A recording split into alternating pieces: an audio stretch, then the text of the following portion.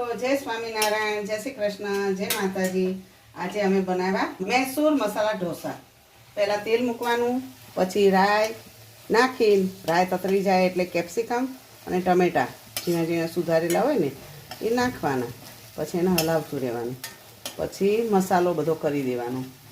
પછી આ બટેકા બાફેલા છે ને એ બધું નાખી દેવાનું. એ નાખ્યા છે એટલે આપણો મસાલો મૈસૂર મસાલા ઢોસાનો મસાલો તૈયાર. પછી હલાવો. હવે આમાં થોડો ગરમ મસાલો ટેસ્ટ પ્રમાણે જો તમે ખાતા હો તો નાખવાનો, બાકી કોઈ જરૂર નથી. તો એક રસ થઈ ગયું છે, મસાલો બધો કર્યો, ગરમ મસાલો બધું નાખી. હવે આપણે લીલા લીલા ધાણા નાખશું.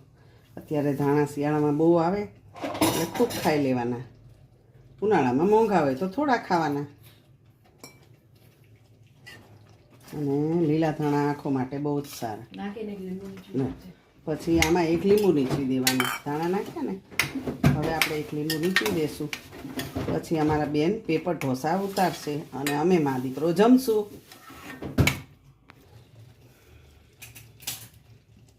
ના બી વખત નથી ને નથી.